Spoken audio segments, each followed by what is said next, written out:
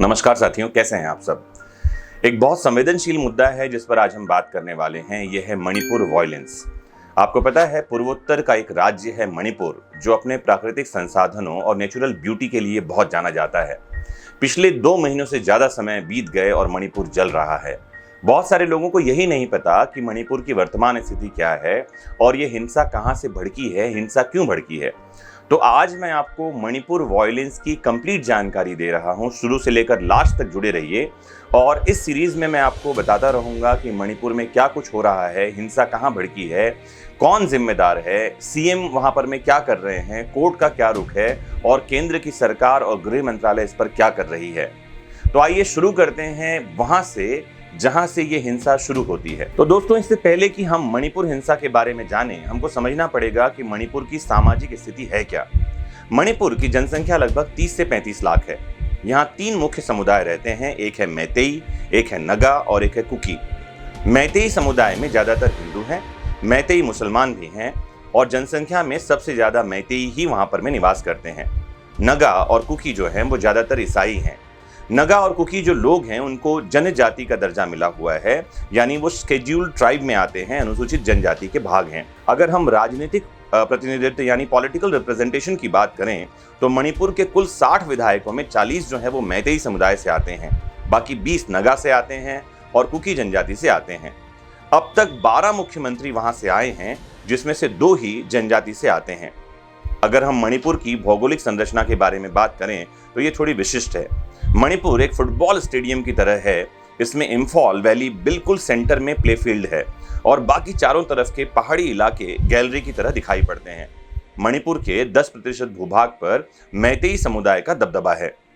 ये समुदाय इम्फॉल वैली में बसा हुआ है। बाकी 90% पहाड़ी इलाके में प्रदेश की मान्यता प्राप्त जनजातियां रहती हैं। इन पहाड़ी और घाटी के लोगों के बीच जो विवाद है वो बहुत पुराना है और बहुत संवेदनशील भी है। आपको बता दूं कि मैतेई समुदाय की मांग अभी ये रही है कि उन्हें अनुसूचित जनजाति का दर्जा दिया जाए और उनको भी आरक्षण मिले। समुदाय ने इसके लिए मणिपुर हाईकोर्ट में याचिका भी डाली हुई है।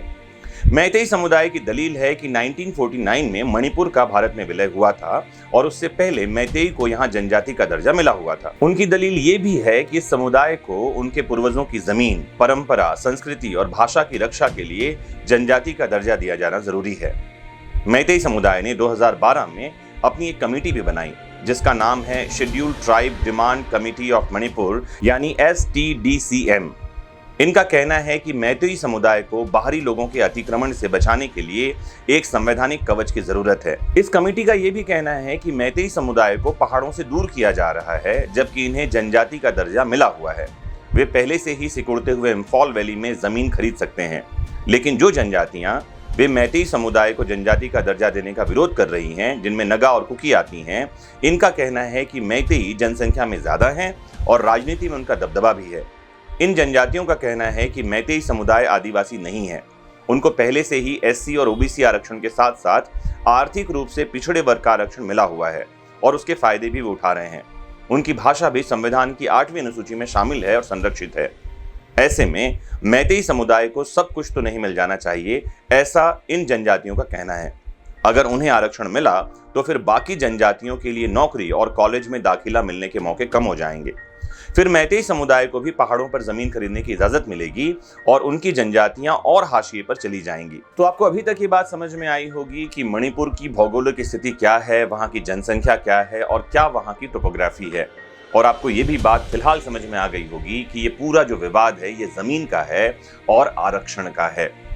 2 समुदाय जो जनजाति में आते हैं वो एक समुदाय का विरोध कर रहा है कि उन्हें जनजाति का दर्जा नहीं मिलना चाहिए और एक समुदाय अपने आप को जनजाति का दर्जा दिलाने की मांग कर रहा है। आपको एक जानकारी और दे दूं कि हमारा जो कानून है, मणिपुर का कानून या और भी जितने भी देश में कानून चल रहे हैं, उन कानूनों पर एक कानून जिसे हम स्पेशल एक्ट कहते हैं, उसका नाम है SC and ST prevention of atrocities act 1989। 1989 का ये कानून कहता है कि अनुसूचित जाति और जनजाति से कोई भी गैर अनुसूचित जाति और जनजाति का व्यक्ति SC/ST कम्युनिटी से नॉन SC/ST कम्युनिटी का व्यक्ति प्रॉपर्टी नहीं खरीद सकता। अगर वो प्रॉपर्टी खरीदता है तो उसके बहुत सारे तरीके हैं जिनके माध्यम से जाना चाहिए, और अगर प्रॉपर्टी खरीद ली है बिना उन कानूनी तरीकों का पालन किए हुए तो 5 साल तक की सजा है। मणिपुर में स्पेशल बात यह है कि वहां की जो जनजातियां हैं उससे गैर जनजाति लोग प्रॉपर्टी नहीं खरीद सकते। मतलब मैतेई लोग अगर पहाड़ों में प्रॉपर्टी खरीदना चाहते हैं तो कानून उन्हें रोकता है। अगर मैतेई लोगों को जनजाति का दर्जा मिल जाएगा तो वो भी पहाड़ों पर प्रॉपर्टी खरीद सकेंगे और साथ ही नौकरी में उन्हें आरक्षण भी मिलेगा।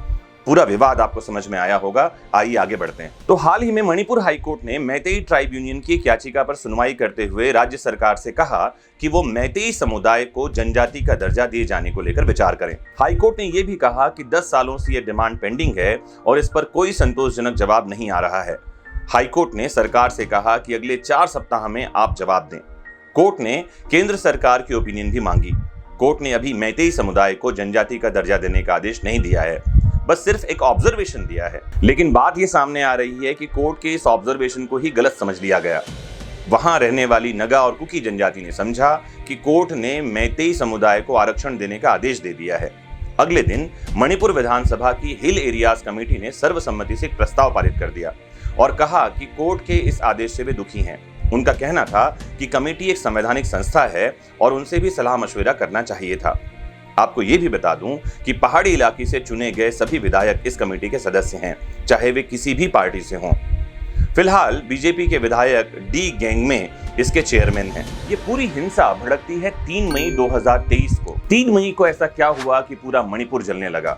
100 से ज्यादा लोग मारे गए और आगजनी, बलात्कार, लूट जैसी घटनाएं मणिपुर में बढ़ती चली गईं। तो 3 मई को all tribal student union Manipur ने एक रैली आयोजित कर दी। आदिवासी एकजुटता रैली इसका नाम था। राजधानी इंफॉल से करीब 65 किलोमीटर दूर चुराचांदपुर जिले के तोरबंग इलाके में ये जो रैली है ये आयोजित हुई। इसमें हजारों की संख्या में लोग शामिल हुए। पुलिस के एक वरिष्ठ अधिकारी ने इस बारे में जानकारी दी थी कि इसी दौरान जनजातीय समूहों और दूसरी समूहों के बीच झड़पें शुरू हो गई और ये फिर हिंसा पूरे राज्य में फैल गई। तो 3 मई को जो हिंसा शुरू होती है इसका मूलभूत कारण ये है, जैसा कि स्टडी से सामने आ रहा है, बहुत सारी न्यूज़ और आर्टिकल्स पढ़ने के बाद इस नतीजे पर मैं पहुंच पाया हूं।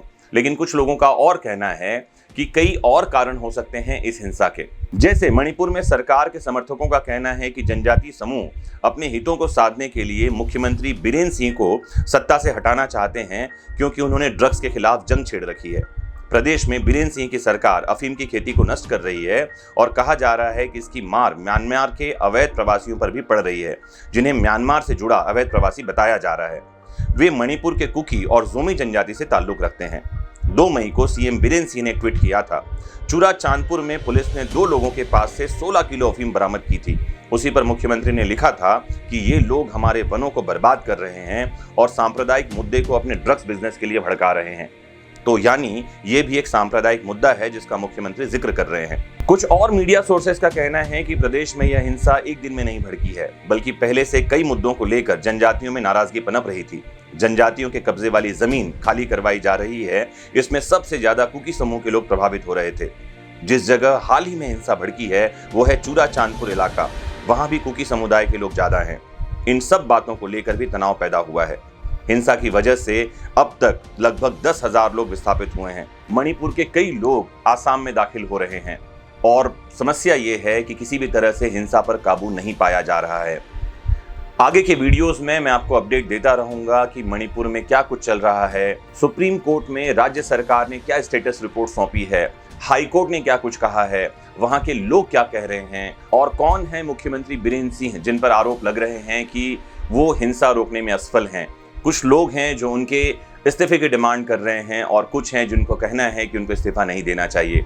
जुड़े रहिए आपके अपने फेवरेट प्लेटफॉर्म विधिक शिक्षा से। जानते रहिए देश दुनिया में घटने वाली घटनाओं और कानूनी प्रावधानों को आसान शब्दों में। नमस्कार, जय हिंद।